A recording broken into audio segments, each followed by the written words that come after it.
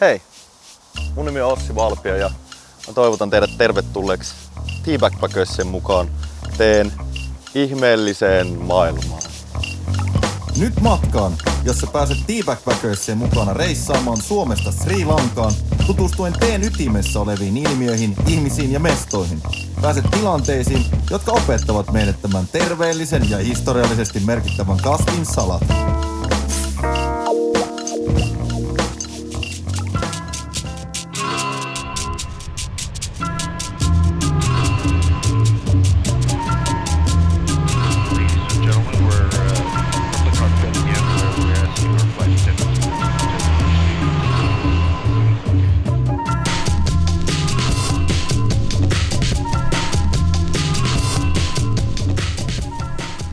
Jes, juurikin näin. Tervetuloa Teabackpackersin matkaan Sri Lankaan entiseen Ceyloniin tankkaamaan repun täydeltä tietoa teestä. Taktisen sijaintinsa vuoksi Sri Lanka on kiinnostanut suurvaltoja iät ja ajat. Tää biodiversiteetiltään tyystin ylivoimainen trooppinen saarivaltio kuului ennen Hollannille, Portugalille ja Briteille ennen vuotta 1948. Sinä vuonna Ilkka Kanerva syntyi tekstaamaan, Remu Aaltonen soittamaan rumpuja ja laulamaan yhtäaikaisesti sekä Sri Lanka sai vihdoin itsenäisyytensä.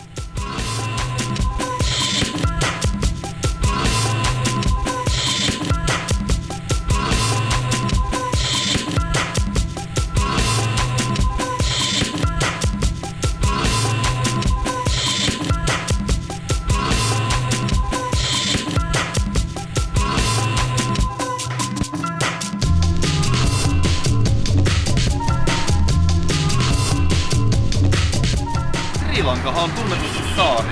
Se tarkoittaa sitä, että multaista hiekkaista reunaa ympäröi meri.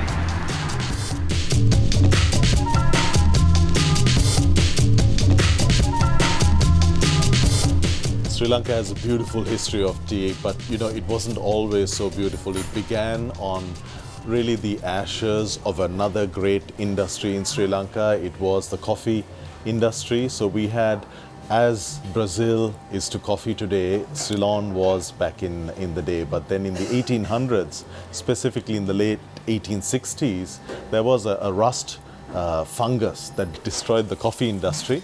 And at that point, we had an economy, a colonial economy that was built up on Ceylon coffee.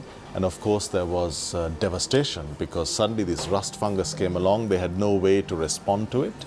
And what happened was that there was a young man by the name of James Taylor who looked to alternatives, and he was a courageous guy because he was only in his 20s, a Scottish planter. He had just started up recently, and then he went to the botanical gardens in Peradeniya, in Kandy, and what you have there is some plants from Assam, so it's Camellia sinensis variant Assamica, which had been tested. And they were going quite well. And so what they did was he took some of those plants and then he started in Lulkundra, in an estate where his hut and so on are marked. He started on a very small extent of land and he tried tea and it worked. So what he did was he then went to the planters and he encouraged everyone to adopt tea. And this was the wonderful beginning of Ceylon tea.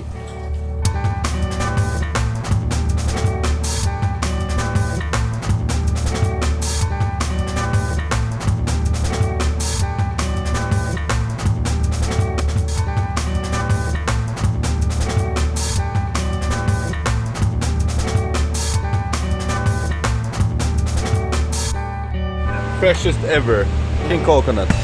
You just have to be here.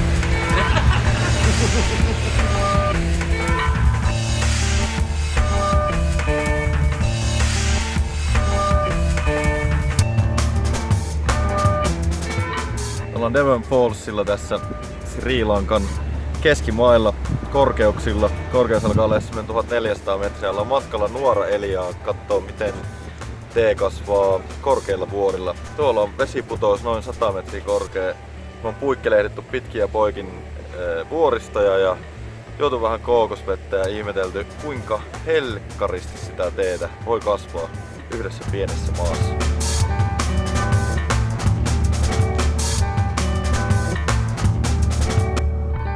The wonderful thing about how tea is grown in Sri Lanka is the fact that in this relatively small island, we have a variety of terroirs. You have a unique topology, you have a central mountainous region, you have lowlands, and tea grows in Sri Lanka all the way from the port city of Galle, where you have the sea air producing a very specific terroir. You have sandy soils, they are very well drained, so completely different characteristic, very small diurnal temperature range, so you get very different teas.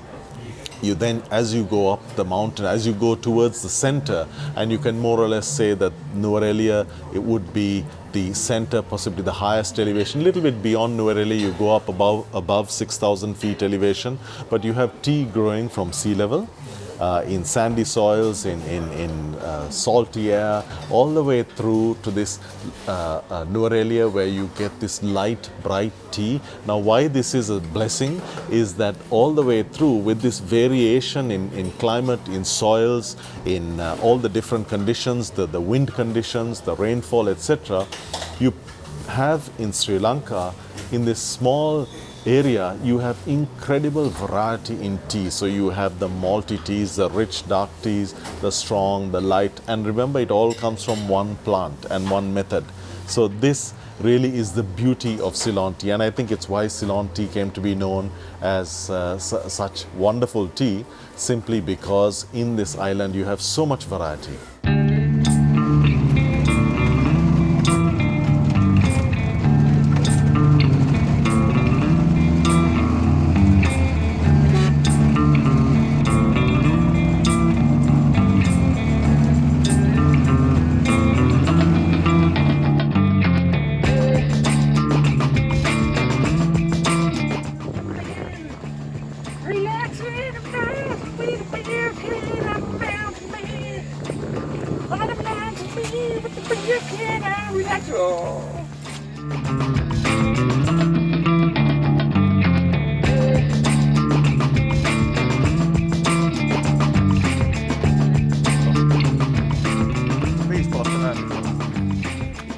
Jaakko! Hei!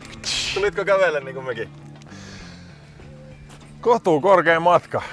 Voisi tää helpommassakin paikassa näitä paikallisia mustaherukoita kasvattaa, mutta Jarkkua pohkaisiin. Noniin. Hyvä meininki. Tiedätkö sä yhtään missä me ollaan? Herran Liptonin penkkiä.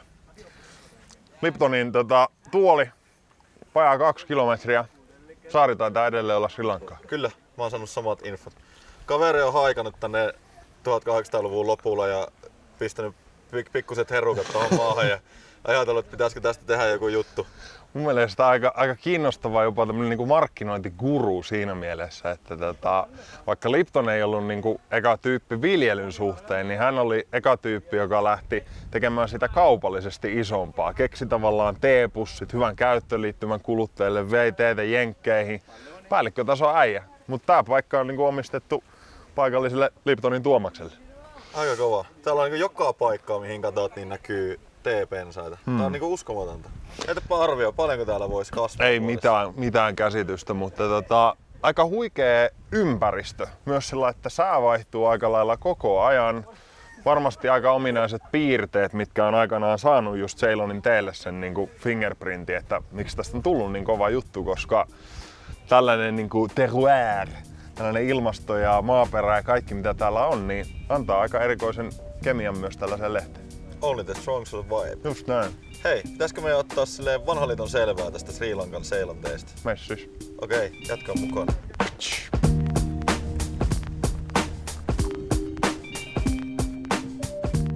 In Sri Lanka, we grow mainly black tea, and when you say black tea, it starts at the peak. It starts near Nuwara, where you have very light, bright teas. You know, you have tea that is golden in color. It is very similar in elevation, for example, to Darjeeling, but yet so different in terms of the quality and the characteristics. You have lots of lychee, you have different soil composition, you have therefore you have fruit notes, you have honey notes, and it's beautiful. But then as you progressively move down the mountainous region, you come to the Dimbula Valley, you find teas that are more woody, more brisk, more structured. Then you go to Navalapiti, a little bit more malty. Sometimes you get intensity and you get strength, and then it comes more and more earthy, and finally you get down by sea level, you get down by Gaul, you get teas that are completely different, much more earthy, more you could say that they are stronger, they're more intense in their character. So this, I think, is the uniqueness again of Sri Lanka, because the topology reflects the uniqueness of the natural influence. So in Sri Lanka, when you say Ceylon tea, you could mean anything from a really rich, dark tea all the way to a light, bright, almost like an oolong. And of course you have the white teas, and you have a lot of variety within. So each week we taste 10,000 different teas, depending on the rainfall, 10 to 12,000 teas, sometimes a little less. Even when it's a really bad drought, you might get 7,000 different teas. But of those, you have such a combination of varieties that you have everything from the extremely strong and intense and almost purple in appearance, all the way to the light, bright, delicate. And with tea, what you see on the eye reflects on the nose and on the palate. So these colors represent the variety of different terroirs. And of course the beauty there is the fact that it's all made by nature, because you have one plant, one method, and it's the natural conditions, the climatic, soil, wind conditions in each of those areas that influence the taste of tea. And I think that in itself is one of the most beautiful things about tea.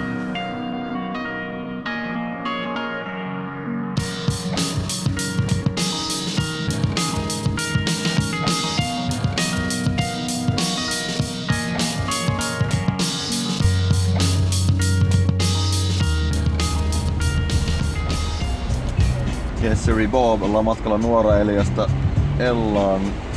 Matkalla alas tuli jotain muitakin asioita alas, nimittäin vettä. Aivan helkkaristi, tänään on monsunikausi ja se osui nyt kohdallemme. Vettä on tullut tosi paljon, mutaa tulee rinteeltä. Jonkin verran koulupukuisia ihmisiä ottaa kuraa niskaansa, mutta minkäs teet? Se on tällaista täällä päin.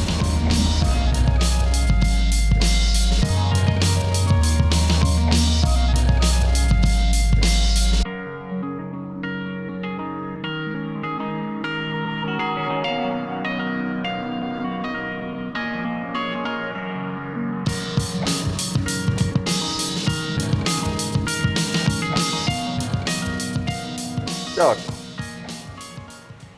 Ossi. Sri Lanka on melko monimuotoinen maa. Meillä oli äsken tässä auringonpaistetta ja kuvailtiin tässä katolla ja yhtäkkiä monsuuni tulee ja vetää suihkun päälle ja me ollaan kainalat pitkällä siinä, että tee meille hyvin. Vähän niin kuin pienen lapsen tunnetilat. Osta tonne. Kyllä. Muistuttaa siitä, että asiat voi muuttua aika nopeasti ja se on tietysti rikkaus täällä, miten luonto muokkaa kaikkea. Tämä maa on opettanut meille aika syvällisen suuren opetuksen siitä, että yhden suuren asian kuolema voi olla toisen suuren asian syntymä. Eli kun kahvi kuoli ja ruostui ja tippui pois ja James Taylor keksi, että tätä voisi ehkä kultivoida vähän pidemmälle tätä kasvia nimeltä Camellia sinensis ja siitä lähti teen suuri polku, joka tunnetaan nyt ympäri maailman seilonteena. Minkälaisia ajatuksia tämä herättää sussa? No oikeastaan ehkä kiinnostavaa on myös se, että nimenomaan kun britit ja skotit ja muut tuli tänne ja introduce us teen, niin he fiilisteli paljon mustaa teetä, mikä on aika eri juttu kuin sitten taas Kiinassa ja Japaniassa, missä he on fiilistellyt enemmän sitten vihreätä teetä ja näin. Eli täällä tuotetaan pääasiassa vain mustaa teetä, koska se on mennyt tosiaan britteihin ja muuhun pitkään. Mutta ne on hifistellyt tosi pitkälle sen tavallaan ylpeyden kautta, että meillä on Ceylonin teetä ja tää poimitaan käsiä ja tää tehdään vimpan päälle. Et se on mun mielestä tosi makea nähdä, että miten ekosysteemi muokkaa sitä kasvia, mutta sä saat sieltä niin paljon erilaisia juttuja irti. Että täällä on tehty hyvin erityyppisiä juttuja kuin vaikka nimenomaan Japanissa ja Kiinassa tai Keniassa tai muualla. Että se niinku fingerprintti, mikä Ceylonin teehen tulee, niin sitä ollaan ylpeitä ja se näkyy kaikessa. Kyllä. Äänimerkki kertoo siitä, että teidän täytyy ehdottomasti tsekata meidän Sri Lanka-osuudet. Joka viikko yksi jakso vetää teidät läpi tämän upean maan kaikkien eri korkeuksien läpi aina tehtaille ja pelloille ja huutokauppoihin ja varastoihin. Ja sitten me ihmetellään, että miten se musta tee onkin niin hieno juttu. Jaakko, jotain keloja vielä loppuun. Aikamoinen rauha. Toi on muokkaava myös ihmisen mielelle. Tulee aika hyvä kognitiivinen ergonomia, kun ytsii tonne menemään. Ja joka päivä enemmän ja enemmän fiilistely, mitä enemmän teistä on oppinut. Että se on aika loputtoman syvä aihe. Kaikki löytyy kaivosta. Zoomaa riittävän pitkään johonkin, niin sieltä alkaa löytyä faktaa totuudesta. Kyllä. Tsekkaa kaikki meidän Sri Lanka-jaksot YouTubesta. Tilaa ihmeessä T-Backpackers, niin tiedät milloin sitä tippuu. Seuraa meitä myös Facebookissa ja Instagramissa. Katso miten mokkamasa kääntyy pimeältä puolelta valoisalle puolelle. Riippuu kummalla puolella olet. Kiitos paljon. Kuulemiin.